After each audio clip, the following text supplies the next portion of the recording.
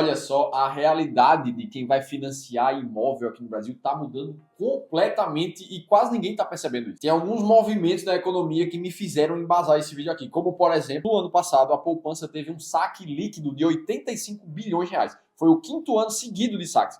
Um dos piores resultados da história. E aí aqui pode ser que você pergunte, tá, Felipe, mas o que a poupança tem a ver com o imóvel que eu quero comprar? E essa é uma das coisas que eu quero te explicar nesse vídeo, porque de verdade, esse é um dos movimentos da economia que me deixa mais puto, com todo o respeito da palavra. Mas o fato é que por causa disso tudo, o movimento foi tão grave que em outubro de 2025, o governo reescreveu as regras do crédito imobiliário aqui no Brasil. A maior mudança em décadas. Então vamos lá que eu vou te explicar a relação do financiamento imobiliário no Brasil com a poupança. Por que é que o financiamento vai ficar mais caro daqui pra frente? E no final de tudo, o mais importante, para quem quer financiar imóveis hoje em dia, quando é que faz mais sentido pensar num caso como esse? Bora pro vídeo que eu vou te contar. Boa, vamos lá. E a primeira coisa pra gente entender aqui é fazer uma pergunta que parece óbvia, mas a gente foi se acostumando como brasileiros a esse tipo de coisa. E a pergunta é, de onde é que vem o dinheiro para o financiamento imobiliário no Brasil? Porque assim, se você já conheceu alguém que financiou um imóvel, usou ali um recurso da Caixa Econômica Federal para isso ou algo do tipo, você já deve ter ouvido dizer que os juros do financiamento para algumas modalidades imobiliárias no Brasil, ele é muito baixo. Tão baixo que nós, financistas, muitas vezes não recomendamos que o cara antecipe as parcelas, a depender dos juros que ele paga. Muitas vezes, se você recebeu um dinheiro, sei lá, um bônus de final de ano da sua empresa, na grande maioria das vezes é melhor deixar esse dinheiro investido do que quitar a parcela, porque os juros que você ganha é maior do que o que você paga. Só o FGTS, né? Pro FGTS aí não tem desculpa. Os juros é de praticamente 3% ao ano e todo o dinheiro que você puder tirar do FGTS, você tem que encontrar uma forma inteligente de tirar. E o financiamento de imóvel é um deles. Mas o fato é que esse financiamento é muito barato e o dinheiro precisa vir de algum lugar. E é aqui que tá a resposta que me deixa enlouquecido com a economia brasileira em alguns momentos. O dinheiro pro financiamento imobiliário barato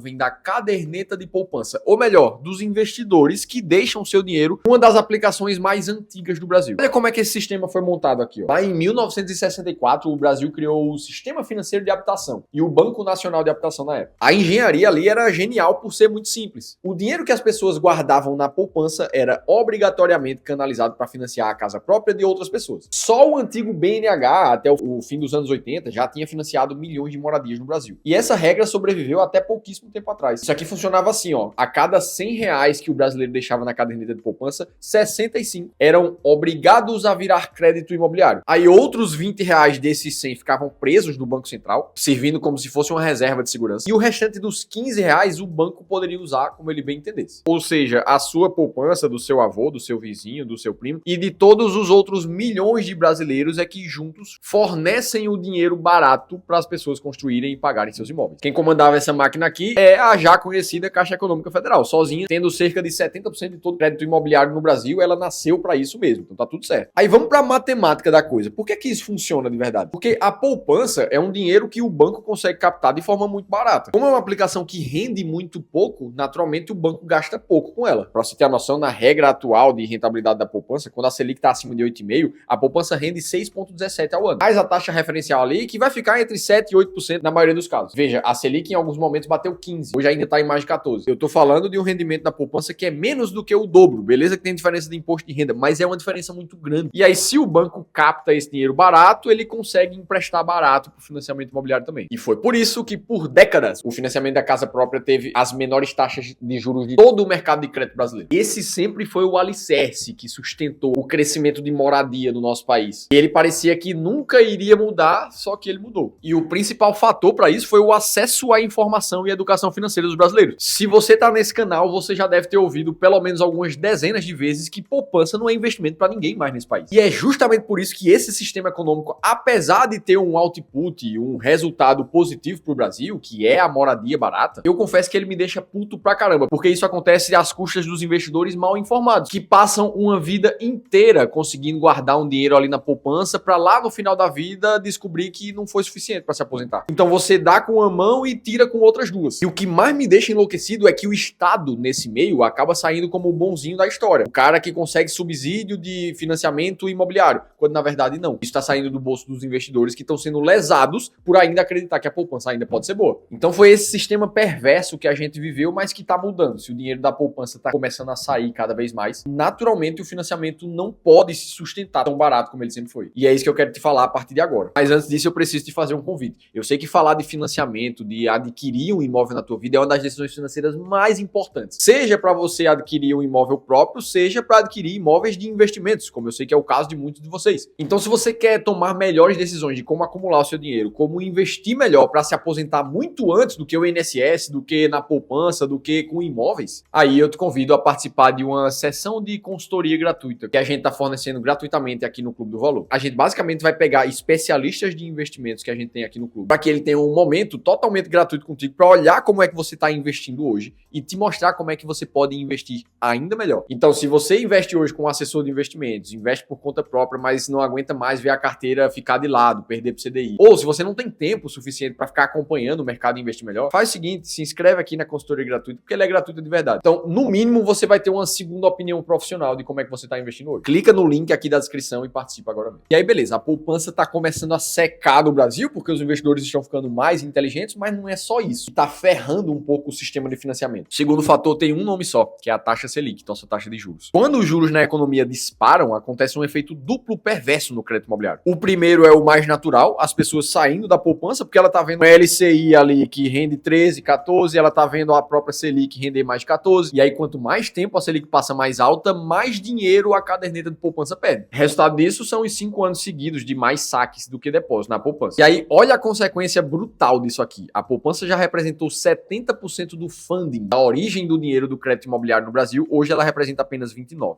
E aí, se aquele dinheiro que era tão barato, ele já não existe mais, qual é o dinheiro que sobra para as pessoas continuarem financiando seus imóveis? O dinheiro do mercado, o dinheiro padrão, do preço normal dos bancos. Então é natural que os bancos comecem a subir essa taxa de juros vez após vez. Aconteceu isso aqui com a Caixa Econômica Federal e no final de 2024 ela apertou as regras. O financiamento que cobria 80% do imóvel caiu para 70%, a entrada que você precisava dar, que era de 20%, pulou para 30%. Em resumo, o banco estava dizendo que ele tinha menos recursos para emprestar. Para você ter uma noção, quando a Selic estava na mínima, ali no período pós-pandemia, dava para financiar um imóvel a cerca de 7% ao ano. Sendo que hoje a Caixa cobra mais de 11% ao ano mais TR. Nos outros grandes bancos, a taxa passa fácil de 12% ao ano. São quase 5 pontos percentuais a mais e isso pode parecer pouco, só que num contrato de 30 anos de financiamento é o suficiente para invalidar o financiamento imobiliário para muitas famílias. Uma vez que se a parcela, dando um chute aqui, sai de 4 mil por mês para 7 mil por mês, a renda familiar para liberar esse crédito imobiliário passa a ser muito maior. Uma vez que existe também a regra que a tua parcela do financiamento imobiliário não pode ser maior do que 30% da tua renda. Ou seja, para financiar 4 mil reais, você precisa de uma renda familiar de 12. Para financiar 7, você precisa de uma renda familiar de 21 mil reais. Então aqui você já começa a cortar um monte de gente só pela mudança da taxa de juros. E esse não é o único fator ruim. Além dos juros ficar mais caro, os próprios imóveis ficaram mais caros também nesse mesmo período. O preço da moradia no Brasil subiu 6,52% em 2025, acima da inflação. Isso depois de já ter subido quase 8% no ano anterior. No final do dia, o que é que a gente tem?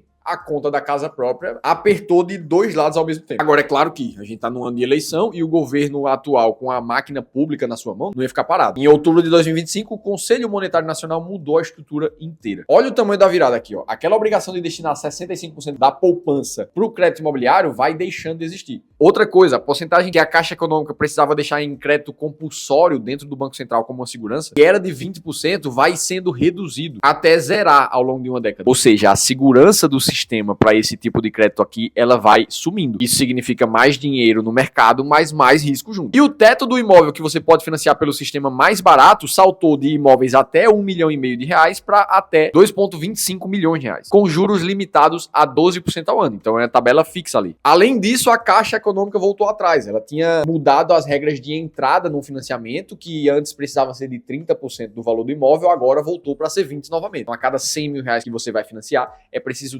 desembolsar 20 mil. No final disso tudo, qual é a promessa do Banco Central? Eles querem liberar mais de 110 bilhões de reais para o financiamento já no primeiro ano, mirando justamente a classe média, que ganha entre 12 a 25 mil reais no Brasil. E aí aqui eu já te pergunto, você se considera hoje classe média? Você tem imóvel próprio? Você financiou o seu imóvel? Você mora de aluguel? Me conta aqui embaixo que eu também vou te dizer como é que eu faço essa minha estrutura hoje. E aí, para não ficar só dependendo da poupança, o mercado começou a buscar outras fontes de financiamento, LCI, CRI, o dinheiro que sai do mercado de capitais, mas não é mais da caderneta de poupança. Fato é que ainda nesse ano, a estimativa é de que o financiamento imobiliário ainda cresça 16% em 2026. Mas, na própria notícia aqui, a ABCIP comenta que se a Selic não cair, dificilmente as taxas vão ficar abaixo de 12%. Ou seja, eles estão dizendo que juros fica mais alto, a gente vai precisar subir os juros do financiamento imobiliário também. Não tem como, a conta não se sustenta. E aí a gente olha para tudo isso aqui e você deve estar se fazendo uma pergunta, como eu já me fiz vários momentos. Tá, Felipe, a taxa ficou mais cara, mas o crédito imobiliário aumentou. Será que vale a pena nesse momento entrar no financiamento imobiliário? E o fato é que essa resposta aqui depende muito menos do governo, da taxa de juros e muito mais da tua estrutura pessoal. Porque uma coisa a gente precisa colocar na cabeça, não é porque o crédito a mais foi liberado ou a taxa mudou que esse é a grande oportunidade que você tem que sair comprando um imóvel. E é justamente aqui que a maioria das pessoas erra. Você passa a tomar a decisão financeira, talvez uma das mais importantes da sua vida, só com base em uma manchete que você viu, só com base num conselho de um familiar seu. E a partir daqui, a gente precisa dividir dois caminhos possíveis para sua vida. O primeiro caminho é para aquela pessoa que genuinamente sabe que ter um imóvel é um sonho para sua vida. A pessoa, o casal ali, a família, gosta de pensar em construir as suas raízes em um imóvel que é próprio, de se sentir confortável, e isso muda completamente o teu sistema emocional no dia a dia. Eu sei que muita gente se enquadra nisso aqui. Para esses casos, a compra do imóvel vai ser quase sempre o melhor caminho mesmo, independente do benefício financeiro que você consiga fazer aqui e acolá com a planilha. Agora, a minha função principal aqui é, mesmo que esse seja seu sonho, a gente precisa pensar racionalmente em qual é a melhor forma de fazer isso. Porque tem uma coisa que a gente não pode ignorar. Se você decide alocar uma boa parte do seu patrimônio em um imóvel, isso quer dizer que você está dizendo não para todas as outras possibilidades de investimento que existem por vários anos. Esse é o famoso custo de oportunidade e uma das métricas mais importantes quando a gente fala de planejamento financeiro, que a maioria das pessoas não leva em consideração. Então, por exemplo, a própria Selic, hoje a 14,25%, ela deixa líquido no seu bolso 12% de rentabilidade em cima do seu dinheiro todos os anos. Enquanto isso, alugar um imóvel hoje custa mais ou menos 6% do patrimônio total do imóvel. Então, fazendo contas simples de padeiro, não compensa deixar uma rentabilidade muito mais alta só para quitar o seu aluguel. Isso serve também para investidores de imóveis que querem comprar um imóvel a qualquer preço só para receber o aluguel como renda passiva. Esse tipo de estratégia, na grandíssima maioria das vezes, ela não funciona. E veja, eu sou um grande fã do mercado imobiliário, de verdade. Mas o fato é que a maioria dos investidores desse mercado, eles não conseguem ganhar dinheiro. E é por causa dessa diferença de rentabilidade do aluguel e dos juros que você consegue no mercado financeiro, por exemplo, que principalmente em cenários de juros mais altos, alugar o imóvel e investir a diferença pode bater a compra à vista num horizonte de poucos anos. E é claro que eu estou analisando uma janela de 5 anos aqui, rentabilidade passada não é garantia de rentabilidade futura. Então, para aquele tipo de pessoa que prefere o segundo caminho, que não é o cara que tem sonho em comprar a casa própria, que não considera isso tão importante emocionalmente, ele prefere priorizar a conta, o planejamento financeiro, nesse caso, faz muito sentido pensar em alugar e investir a diferença. A grande dificuldade aqui é você manter a sua disciplina, em se comprometer que você vai, de fato, investir aquela diferença que você se comprometeu. Todo esse raciocínio nos leva a 3 possibilidades possíveis. A primeira delas é o cara que se encaixa ali na renda e nas condições do Minha Casa Minha Vida. Ou o cara que já tem um bom saldo de FGTS, que você precisa aplicar esse dinheiro o mais rápido possível em alguma coisa que seja positiva. Para esses casos assim, financiar o imóvel chega quase sempre a ser a melhor solução possível. Afinal de contas, os juros partem de 4% ao ano na modalidade. Muito abaixo da Selic, muito abaixo de qualquer investimento que você poderia fazer. Aí a matemática joga a seu favor com folga. A segunda situação é se você já está estável na sua vida. Se você sabe que você encontrou um imóvel, que você vai ficar com esse imóvel pelos próximos 10, 15, 20 anos. Além disso, você sabe que você não vai ser o cara disciplinado de alugar e investir a diferença. Você prefere colocar um boleto ali todos os meses para ser honesto com você mesmo e, de fato, alcançar seus sonhos, sem depender da escolha mensal do que fazer com aquele dinheiro que sobrou. Afinal de contas, por mais que você está financiando, você está construindo uma parte do seu patrimônio. Aí, nesse caso, o financiamento começa a fazer muito sentido também. E a terceira situação é se você é um cara que tem capital, que tem disciplina de investir todos os meses. E principalmente, você prefere a flexibilidade que o aluguel pode te dar, se você não tem certeza onde é que você vai estar daqui a 2 anos. Se a tua vida profissional ela ainda é muito inconstante, se você ainda vai construir família, se você ainda vai casar, vai ter mais filhos.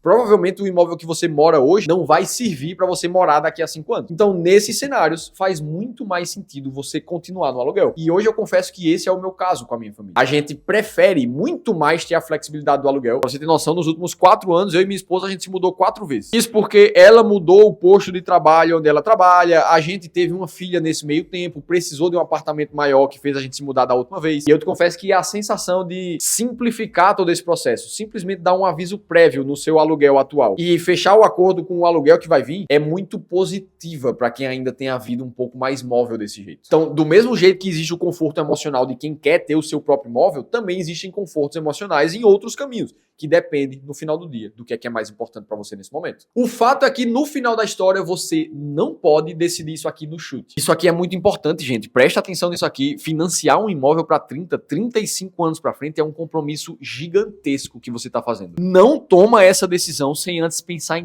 todas as possibilidades, estressa todo o pensamento, tira a sua emoção do jogo. E aí depois, quando você entender que faz sentido, você entra na jogada. E no final do dia, se você decidir pelo financiamento, por comprar uma casa, se você já tem condição de fazer isso, sinceramente, não fique esperando o momento perfeito em que o preço dos imóveis vai cair ou que os juros agora chegou num momento ideal, porque muito provavelmente isso não vai acontecer. Dito tudo isso, eu te expliquei o sistema de financiamento brasileiro, como é que ele funciona, por que eu acho isso tão errado, o que é que vem acontecendo nos últimos anos e como é que você tem que pensar na hora de tomar essa decisão. Não esquece de deixar o teu relato aqui embaixo. Você mora de aluguel, você comprou imóvel, isso faz sentido para você? Como é que você se sente em relação a isso? Você queria ter outra coisa? Já queria ter imóvel, mas não tem ainda? Me conta aqui. E para que você continue assistindo os vídeos aqui do canal, eu vou deixar um outro conteúdo bem similar a esse. E eu, Felipe Almeida, te espero no próximo vídeo.